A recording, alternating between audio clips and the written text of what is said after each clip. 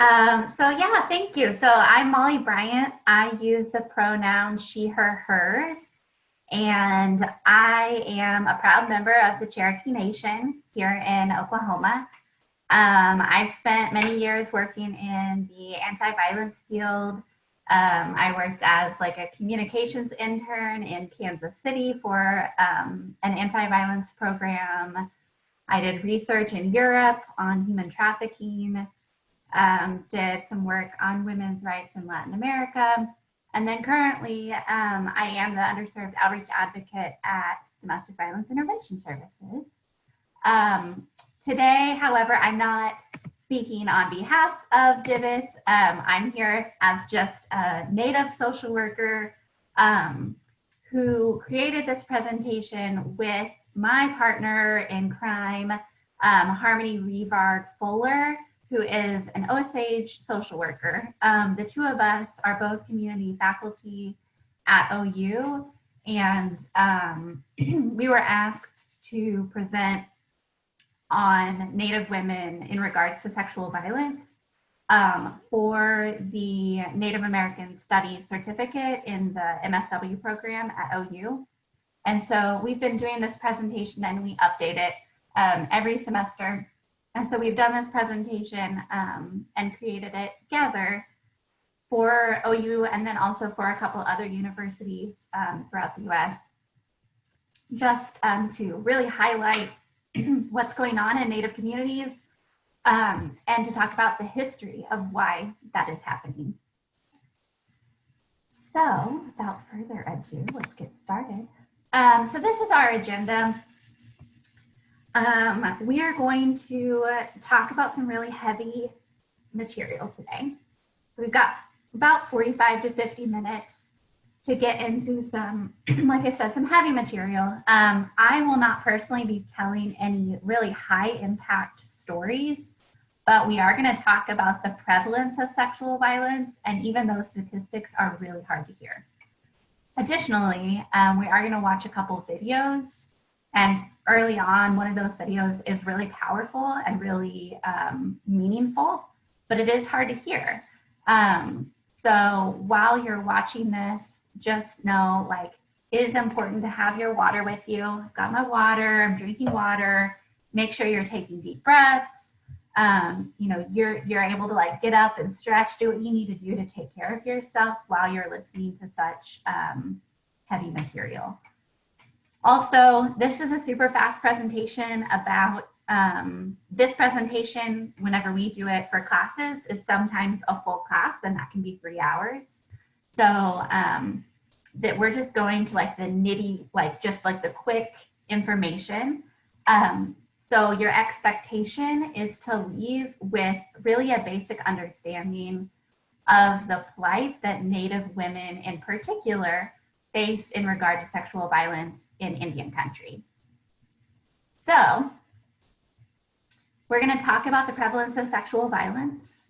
We're going to talk about the traditional orientations to women, policies past and present, and then the current status of Native women and some positive movements. Okay, I'm going to start with some statistics. Remember to take statistics with a grain of salt. They are not an exact science. They're pretty close to telling part of the story, but they do tell part of the story, not the full story. Numbers and data, especially when you're talking about Native communities, are going to be off because the people and the institutions who are collecting the data are mostly the federal government and police reports. And we know that Native communities are going to be far less likely to report to such institutions. But even at that, these numbers are still staggering. So 4 in 5 Native Americans will be raped, stalked, or abused in their lifetime. 4 in 5. Indigenous women face murder rates that are 10 times the national average. 10 times. If you've heard of the movement around missing and murdered Indigenous women or missing and murdered Indigenous people, that movement originated in response to Native women facing such high rates of violence and sexual violence, and mainstream media not paying any attention to what was happening. We'll talk about some of the organizations and movements that are shedding light on this issue near the end of this conversation. Okay. 1 in 3 Native women will be raped in their lifetime. 1 in 3. And 9 out of 10 of those perpetrators of rape against Native women are non-Native. Let's go back for a second. 1 in 3 Native women will be raped in their lifetime. 9 out of 10 of those perpetrators are non-Native.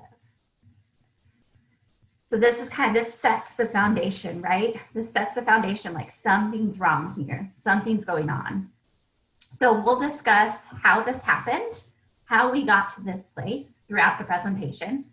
But what you really need to know at this point, and I know some of you are already knowledgeable about this, so what you need to know, if you don't already, is that Indian country has become, and in some ways always has been, a hunting ground for perpetrators of sexual violence against Native women. So from the moment Christopher Columbus stepped foot on this continent until now, Native women have been used by European men as tools of war and have been violated with little to no accountability for their actions. That's where we're starting with, okay? Okay. We're about to watch a video. It's really, it's a video, it's about 5 minutes long, and it comes from a poem written by Ryan Redcorn, who's from the Osage Nation. This is a high impact poem. It is deeply moving and really powerful. It comes from the perspective of a Native man. I ask that you listen intently and feel like those feelings of anger and sadness if you're in a place that you can. I know that there's a lot going on and we're feeling a lot of anger and sadness. So it may be hard to feel those right now, but if you're in a place that you can take that on, I ask you to do that. Yeah, that's it. So we're gonna watch that and then we're gonna move on. I also want to mention, since this is by Zoom, I'm not able to see all of your faces, even if you have your videos on, but I do have the chat box up right here, and it's helpful for me if you all, even if it's just like, wow, or ugh, just to have like your reactions in the chat box so that I know if this information is landing with you, or if you're confused, or, you know, just kind of how you all are reacting. So please use the chat box very liberally if you can, or if you feel comfortable. Okay, I'm gonna stop sharing just for a second so that I can turn the sound on. And then we're gonna watch this video. And in the chat box, please let me know if you have any trouble hearing it.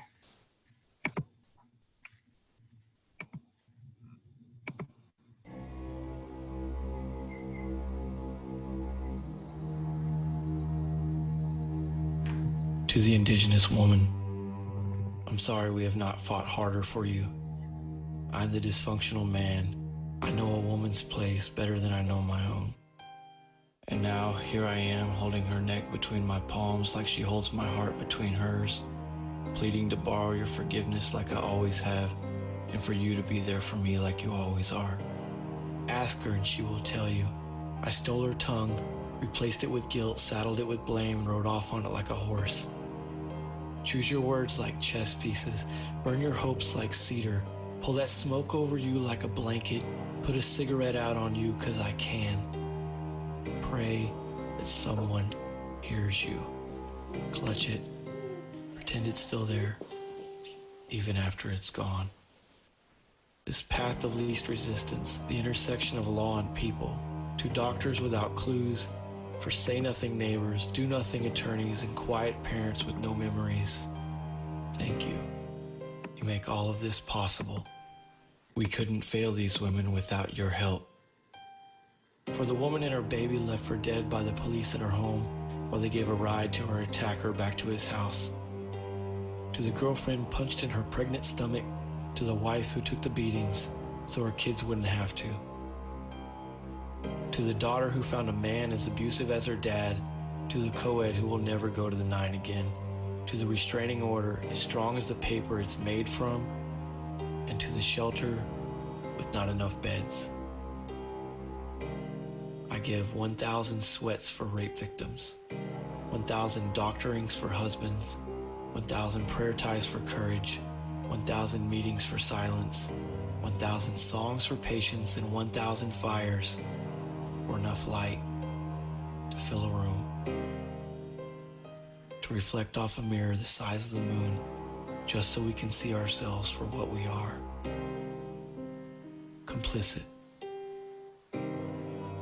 So I dare you to protect them, Mr. President. I dare you to make laws for them, Senator and Representatives. I dare you to try to stop me, tribal leaders. I dare you to go look for me, police officer. For every 1,000 Native women in your district, 330 of them will be sexually assaulted. 88% of the perpetrators will be non-Native, and every piece of every legislation needs a champion, but not all champions are leaders, and not all leaders are men, just like not all kisses are wanted, and not all laws are consensual. They trespass our body like they trespass this land, in the corner of a HUD home, in the back seat of a car, in a courtroom, in every hall of every government. We fail them. And the terrorist threat is in the same house, in the same car, goes to the same school, and works at the same job, and a threat 10 times more likely to murder her than anyone else. This war is at home. Living room battlegrounds, bathroom infirmaries, backseat trenches, fists like tanks, sex like a war trophy. Under treaties of silence, she whispered to me, "Please, please stop. I am your wife.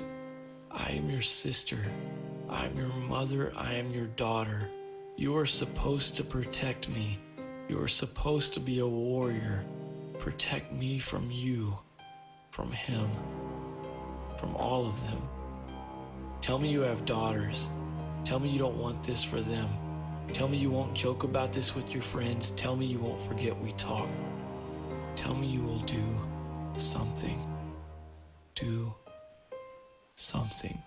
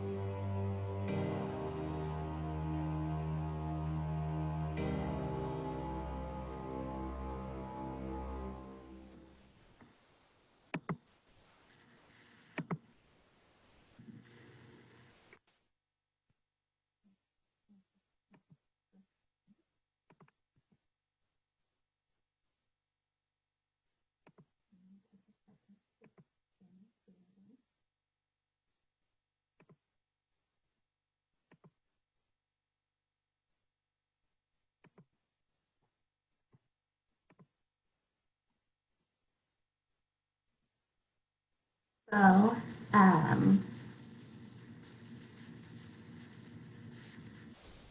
okay, can you all hear me now? It's just because I was speaking quietly because I have a really hard time. I've seen that in like enactment of that poem probably 30 times, and I struggle to not break down every single time. So it's hard to recover from that. But yeah, every single thing in that is really true, and I think that's a really beautifully spoken poem. Okay, so we're just gonna take a second as we move on. Thank you for responding in the chat box. Yeah, super powerful,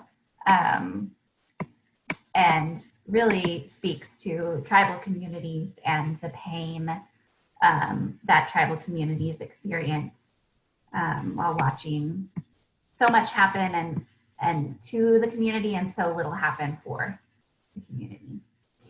Okay, so knowing all of that, kind of knowing where we are right now when it comes to sexual violence and what women in particular are facing, let's take a whole step back to traditional views of women. So we know that's where we are. So where did we begin? So tribal orientations to women. Tribes, again, are vastly different. There is no way to say this is one way that Native Americans or First Nations people in Canada, there's not like one culture, right? But in general, women were treated quite differently than the culture that colonizers brought over. So a lot of tribes did have matrilineal descent. So especially southeastern tribes. So here in Oklahoma, for those of us who are here in Oklahoma, a lot of the tribes who were forcibly removed from southeastern Oklahoma,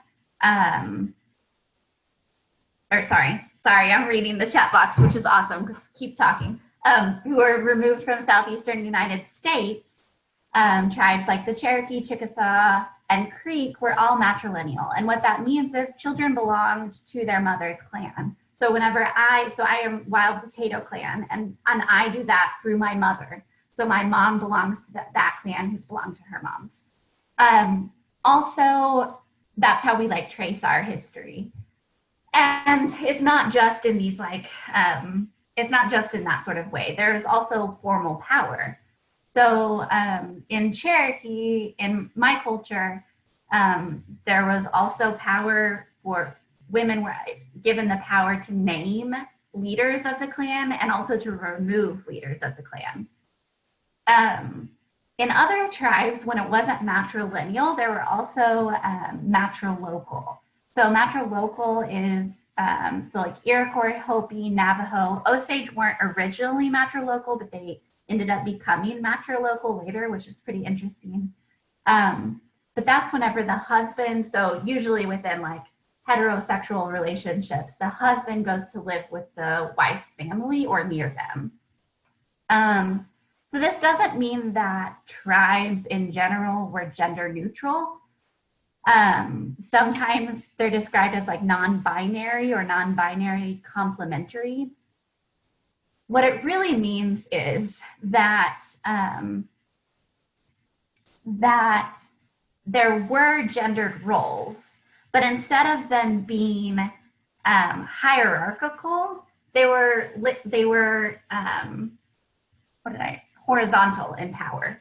So yes, so like women were often cooking and taking care and being childcare, being caregivers, and men were often hunting and did hold some like political power, but they were the same value. So it's hard to imagine now, like, let's think about this, about a stay-at-home mom holding that position in our society, holding the same amount of power as our mayor, right? Those hold different levels of power because we place different value on them as a society.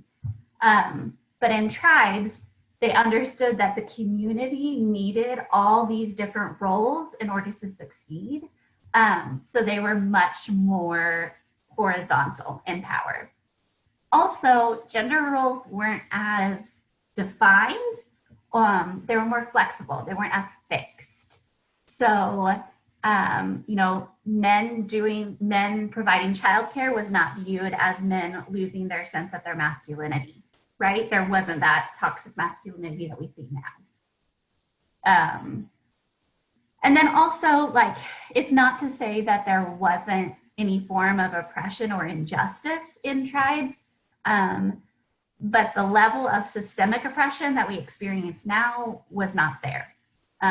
Partly because we didn't have the same like hierarchies of power happening.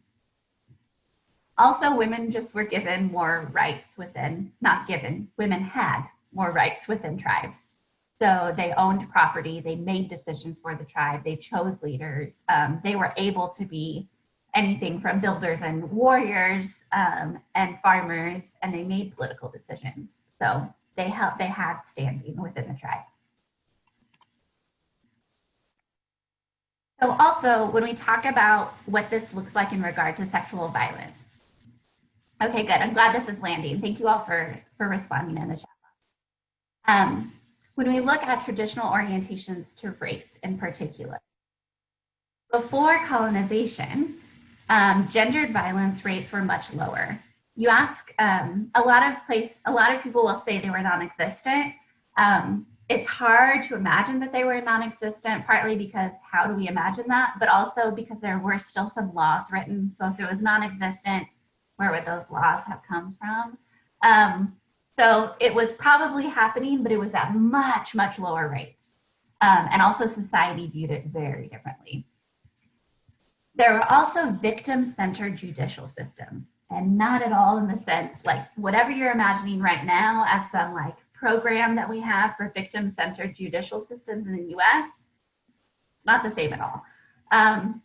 Victims were, in some communities, were given, they're provided spiritual and material goods. They were often able to choose what they wanted as the form of accountability. And the men who were typically the perpetrators and still are perpetrators of sexual assault, they were held accountable by their communities. So they're held accountable by actually losing positions within the tribe and having to pay back whatever the victim said, like this is what accountability looks like to me. Additionally, in the Lakota culture, colonists had written that it was like astounding to them, and they were like floored that the woman owned her body and all the rights that went with it.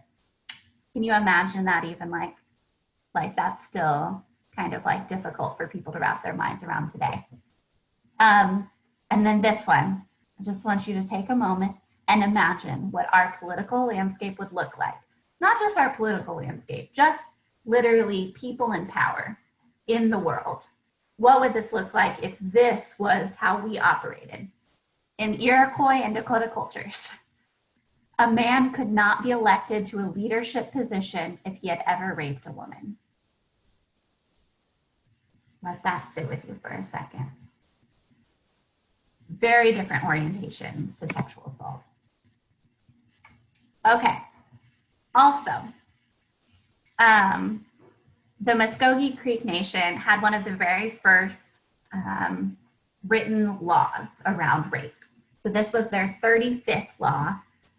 It was written down in the 1800s, but it had been passed down orally for a long, long time.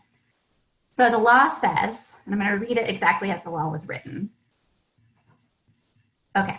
And it be farther enacted, if any person or persons should undertake to force a woman and did it by force, it shall be left to the woman what punishment she should satisfied with to whip or pay, what she say it be law.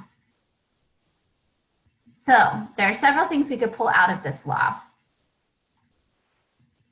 that honestly would be confusing to prosecutors, to even those of us who work in this field now, if we had laws like this. And thank you to someone who just mentioned in the chat, our world would be a lot better off if they would go back to handling rape the way they did it back then, because there doesn't seem to be justice right now. And I agree. Like, I think there is so much that we can take from traditional orientations to women and traditional responses to rape that, I mean, this was happening in like the 1500s, and we've gotten so far away from it. There's actually so much like wisdom and beauty in what was happening hundreds of years ago, right?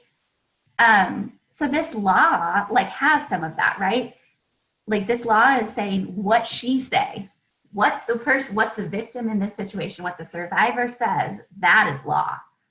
So it really gives the survivor the legal right to fully participate in the legal process of punishment. She gets the power back in the situation. So for most of US, really Anglo-American history, rape was viewed as a property crime.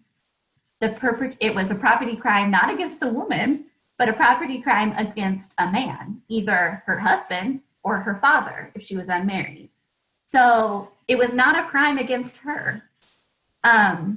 This law, I mean, like, wow, right? Like, this was a property crime in the US. So in those systems, in the US, rape required 2 eyewitnesses. So a woman's testimony wasn't sufficient. So let's go back then to this Muskogee Creek law that says what she say, it be law. Like, her testimony counts. It is her decision, and it is a crime against her.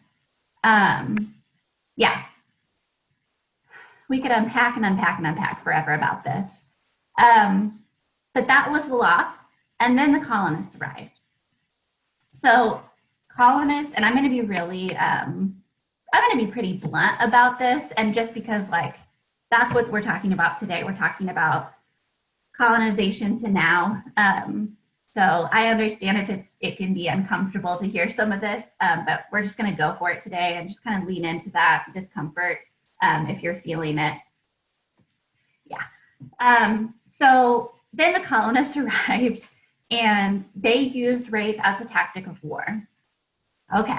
In fact, historical documents showed that the ironically named Puritans were, quote, amazed at the sexual restraint of Indian men who never raped their captives.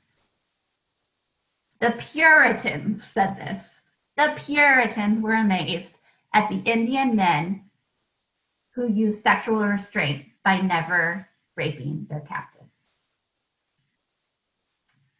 And George Croghan, a U.S., I might not say his name right, but that's okay, a U.S. Navy captain in the late 1700s testified, quote, I have known more than once dire counsels, order men, okay, make sure I say this right, order men to be put to death for committing rapes, which is a crime they despise.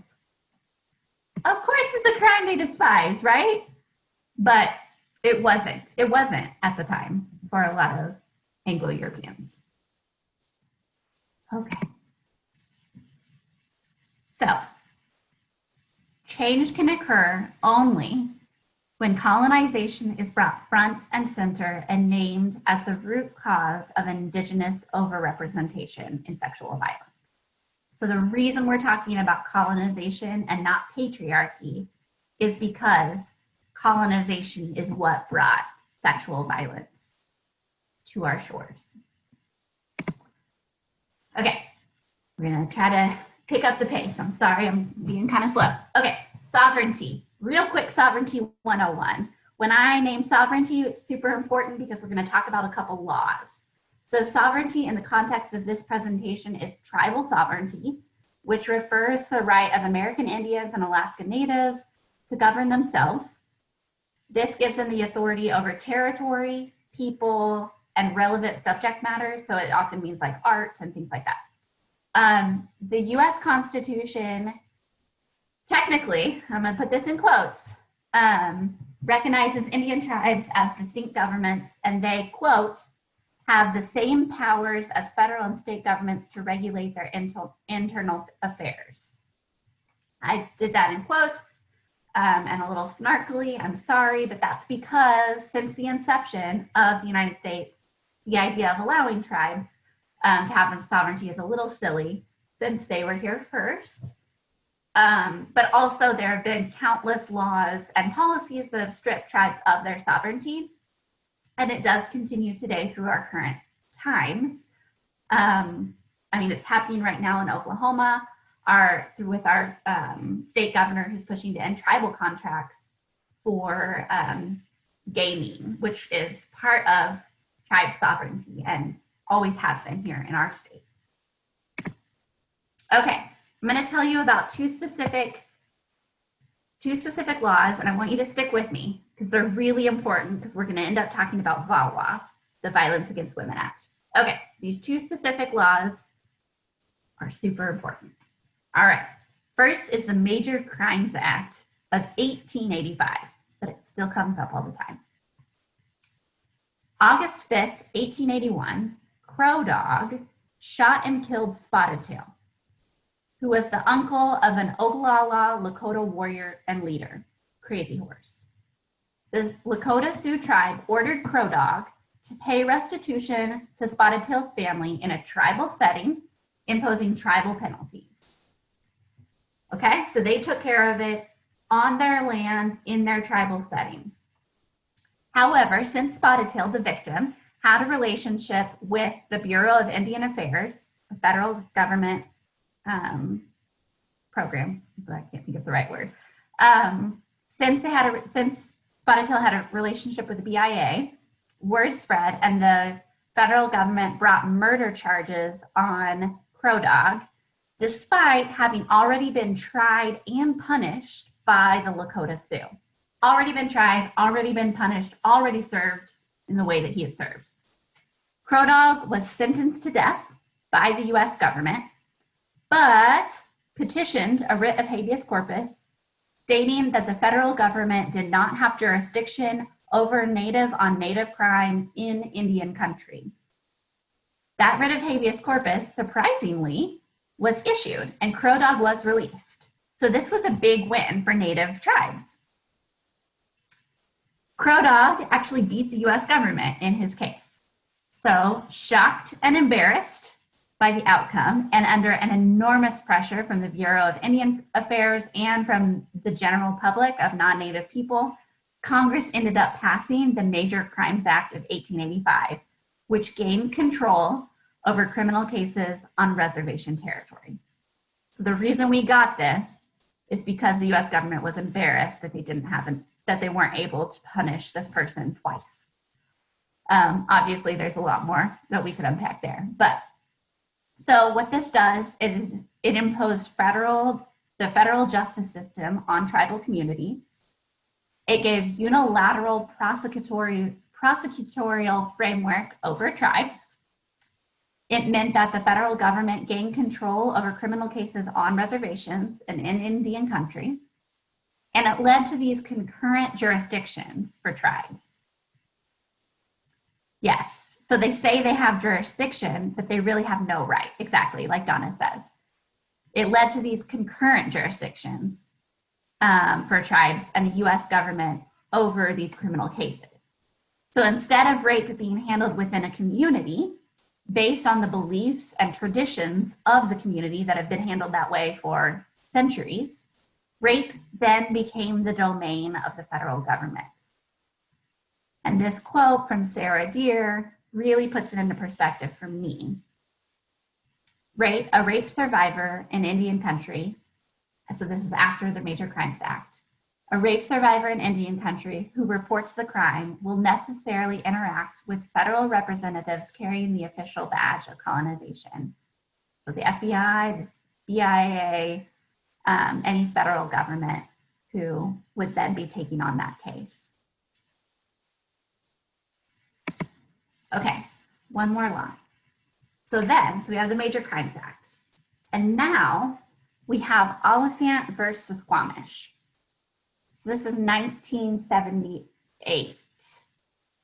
Okay, so Mark Oliphant, yeah, Carrie, exactly. They don't address the cases, which is what we're going to talk about in a second, because the federal government is not equipped to handle rape cases in Indian country. In 1973, Mark Oliphant, a non-native, was arrested and charged with assaulting a law enforcement officer and resisting arrest during the annual Squamish tribal celebration. He argued that the tribe had no jurisdiction over him as a non-native. The US Supreme Court rejected tribal lawyers' argument that the Congress or treaties are the only way the federal government could take away tribal jurisdictional powers. Citing a series of laws excluding non-natives from tribal laws and jurisdictions, the majority of the Supreme Court concluded that tribal courts do not have jurisdiction over non-natives. What does this mean? Well, I would say what did this mean, but it still currently is in place. What does this mean? If a non-native rapes a native woman, the tribe has absolutely no criminal jurisdiction over the non-native and cannot punish the crime. If law enforcement is cross-deputized with state or federal law enforcement, then they can arrest, but they can't prosecute. This is still the law today, okay? This is still 2020. This is still the law. I'm going to try to speed up because we don't have a lot of time, and this is a lot of information.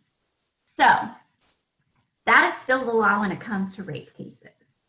So then we speed all the way up to 2013. In 2013, the Violence Against Women Act reauthorization created a framework for tribal governments, finally, to prosecute non-Indians for the first time since Oliphant versus Squamish. So that's from 1978 all the way up to 2013. There was nothing in place. So finally, 2013, we have this framework that, provides something, okay? So currently tribes can prosecute non-Indians, but only for domestic violence, dating violence, and criminal violations of protective orders. On top of that, it only covers, so tribes only have, so we have these two statutes. So it's Section 904, which is crimes of domestic violence, and then we have the addition of the tribal protective orders. We're only going to talk about 904, which is tribal jurisdictions over crimes of domestic violence. So this means that tribes can exercise special domestic violence jurisdiction over non-Indians. So that's acts of violence. Also, tribes are not obligated to do this. And we can talk all about that later, but tribes do not have the funding or the structure for the most part, unless you're a huge tribe, to actually do this. So there's issues there. What's important to note is what it actually doesn't cover. So it sounds really nice and actually works in some instances, but it doesn't cover a huge swath of people. So VAWA 2013, Section 904 does not cover if the victim and defendant are both non-native. Okay, that kind of makes sense. If the non-native defendant lacks sufficient ties to the tribe, we're going to come back to that one.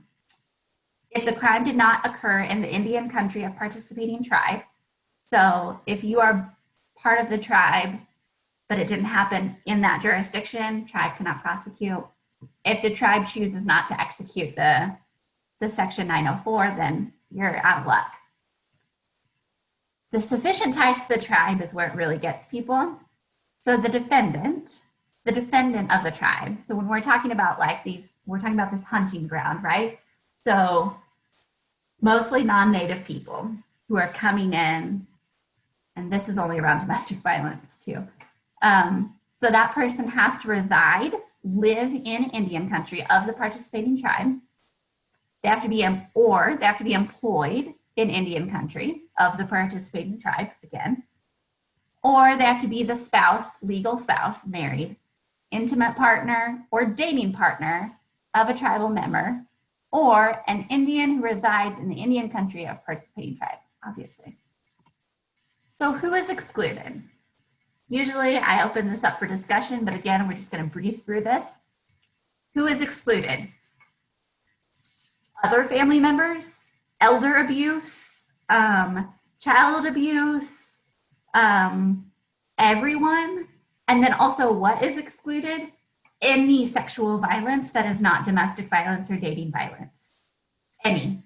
So that is sexual assault, stalking, sex trafficking, child abuse, everything. None of that is under the jurisdiction of any tribe.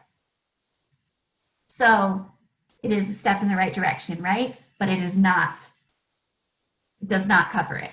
So then we're like, okay, 2019 rolls around, let's change some of those loopholes, right?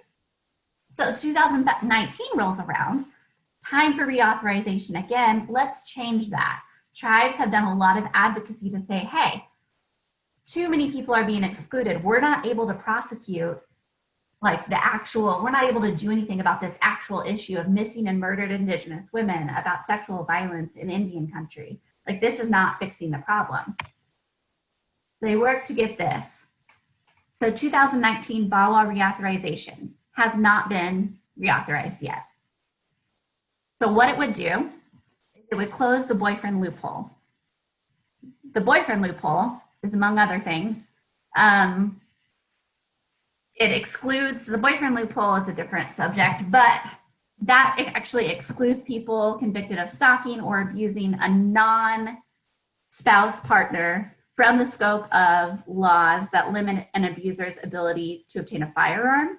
That means, like, you know, laws that prevent people who get felony convictions for domestic violence and aren't able to own a firearm. This is the loophole. And so they're actually able to still own a firearm. This is a huge loophole.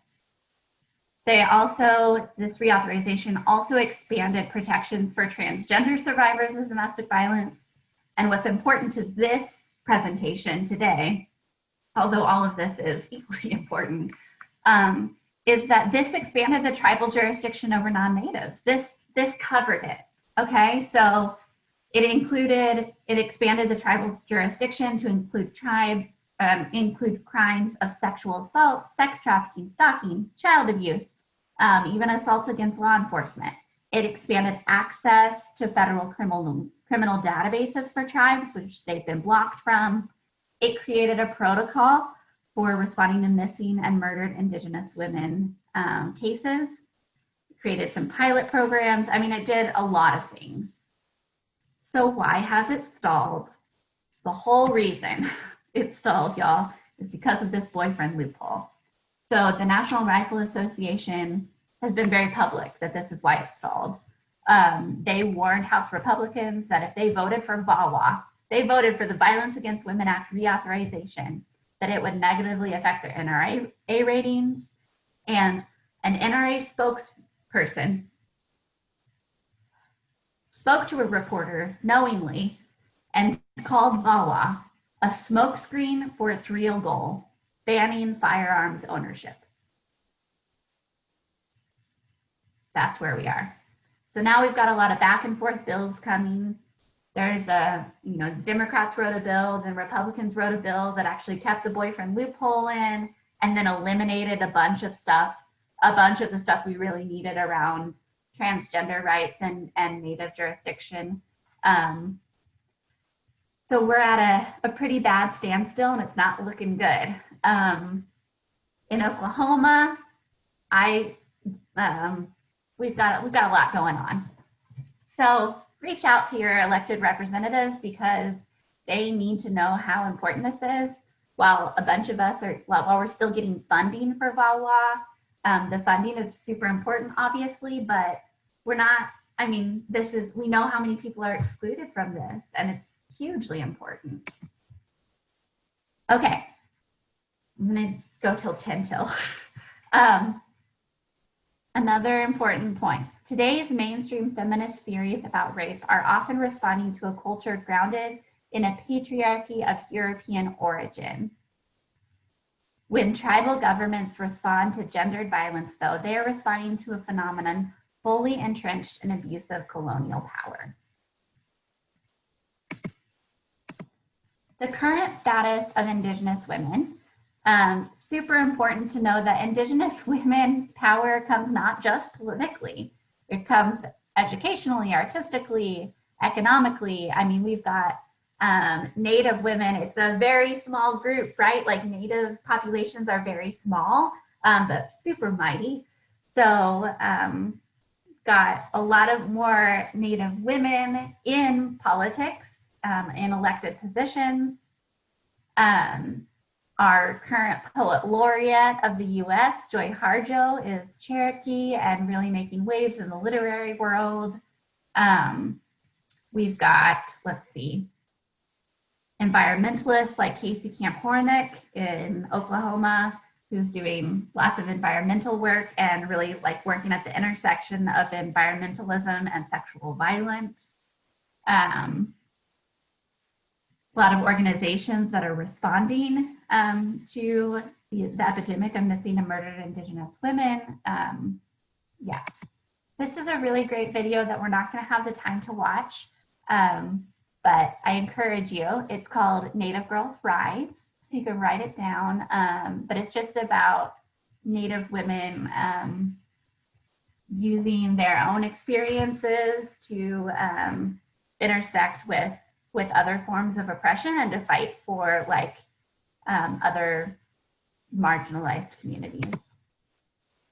A couple of the positive movements that I do really encourage you all, I'm sure many of you know a lot of these, but here in Oklahoma is the Native Alliance Against Violence is our tribal coalition for domestic violence and sexual assault programs. They do phenomenal work and lead a lot of wonderful trainings. Sovereign Bodies Institute, they single-handedly started collecting information and data around missing and murdered Indigenous people because the US State Department wasn't collecting that information. So they actually started doing it on their own. We also have the National Indigenous Women's Resource Center, Mending the Sacred Hoop up in Minnesota, Tribal Law and Policy Institute, Indian Law Resource Center. And again, I'm sorry, this was more for Oklahoma, but there's all these organizations across the US, but NOIS, the Northeast Oklahoma Indigenous Safety and Education organization, who's also providing a lot of education around missing and murdered Indigenous women. And then here's just a couple recommendations. A lot of information, and it's still up to date, comes from The Beginning and End of Rape by Sarah Deer. It is a very accessible book, even though it talks all about different kinds of policies. Super accessible. I highly recommend it if this type of information interests you. And then any information the National Indigenous Women's Resource Center puts out is great. Wind River, I was really skeptical about this movie because it came out of Hollywood and had one of the Olsen twins, had the Olsen twins' little sister in it. But it's really good, and it focuses on like the overlapping jurisdictions of tribes and federal government when it comes to sexual assault. So it's actually a really, really good movie. And then An Indigenous Peoples' History of the United States offers a really good information on what history looks like for a lot of tribes. And then there's a question of, are there trans-border initiatives in existence to deal with the tragedy of missing and murdered Indigenous women and girls? Yes. And Sovereign Bodies Initiative does a lot of work with Canadian and First Nations people. A lot of their information also deals with First Nations people. And I don't have a lot of quick answers for you on that, but there are a lot. So I'm sure other people on this call might know about it. If you do, type it into the chat box. Because I think there's more stuff popping up. And then I just want to give you here are my references. Yeah, those are my references, and that's all I have. So thank you for sitting with me through this. Thank you, Molly, and thank you all for this active and very interesting chat during the lecture. It was really nice to see the comments and to hear your thoughts. So thank you for this. And I know, Molly, that you already answered through some of the questions. So if people have more questions, you can open the mic and ask or write in the chat. And if they don't, maybe we still have time to see that movie that you skipped. That's true. So I suggest we have 10 more minutes. So maybe you can show the video, and that will give people more time if they have something in mind, and then we can discuss it. Let's do that, because I think it's like a 5-minute video. Okay. Let's start sharing. It's just a little, I wanted to end with like a little more inspirational, I guess, than okay. I had made the decision that it's better for me to live outside and be cold than to live in a home where I will be emotionally, physically, and mentally violated. My mom's boyfriend started to touch me right around here, and it started to get a little weird. And before he got up, I ran out the door and he chased after me. I experienced homelessness in the midst of my high school years, but I was able to find some very powerful women in the community who empowered me, and that empowerment really shaped how I have become an advocate and a community organizer. I'm a first-generation college student, and on my dad's side, I'm the very first to graduate from high school. I work at the Indigenous Rights Center. I am studying intercultural communication. I am also studying Native American studies, and in many ways it grounded me with my activism and just wanting to go out and do all that I can and be the difference in the world. Justice is our demand, no peace on stolen land. Justice is our demand, no peace. Native women, we've been resisting since colonization, and we are needed more than ever right now. What happens to our land happens to our women. I look at my community and even a lot of the movements, like the No Dapple movement, extractive industries are, in a sense and symbolically, raping our Mother Earth. And our Mother Earth being a feminine entity because it gives life. I am somebody who's supposed to be here to protect the earth, protect what's sacred, protect our resources that our Mother Earth gives to us. We're still here. We're thriving, we're still surviving, and we're resisting.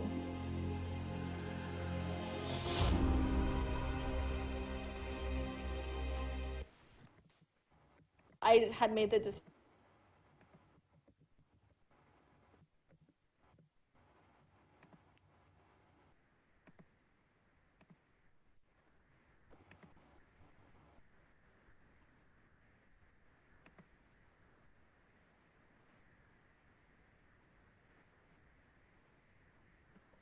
That was just a little reminder that we've got a lot of really engaged youth who are doing phenomenal work for Native communities and abroad.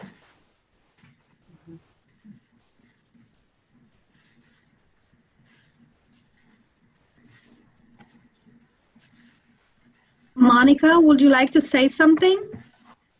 I just had a question. So I'm watching this from Canada. Thank you so much. I'm an OU graduate, and it's nice to feel connected to my school again, even from so far away.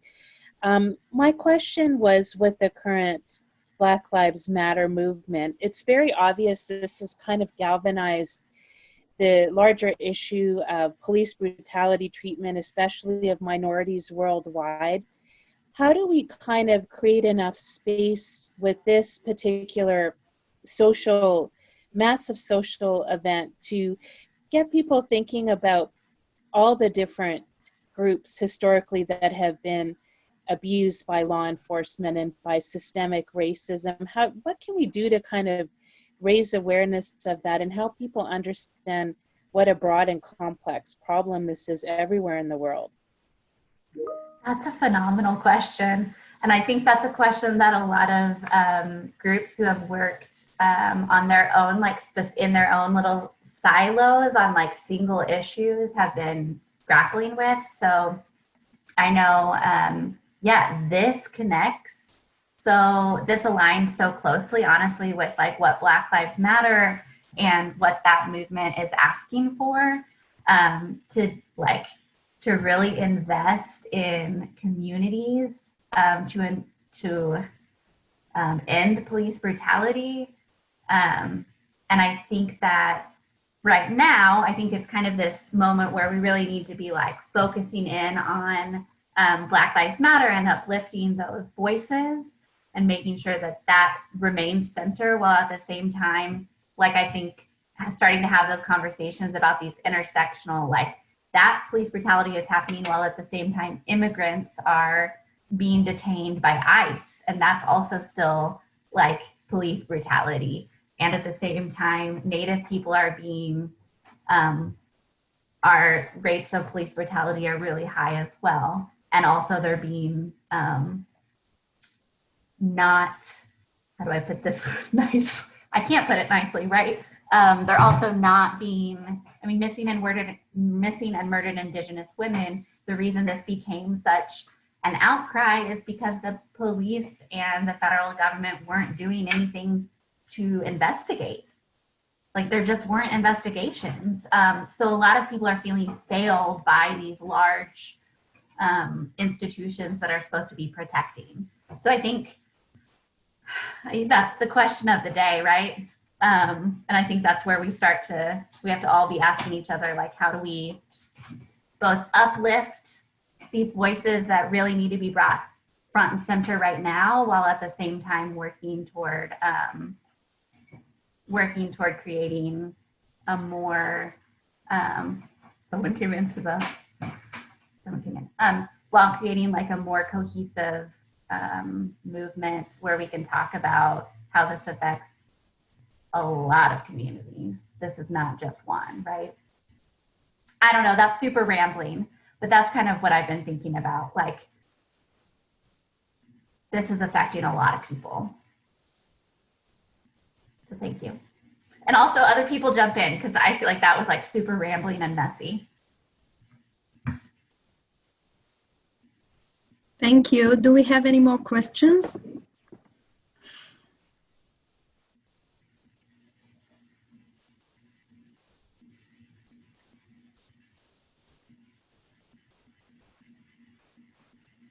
And we have only a few minutes, so.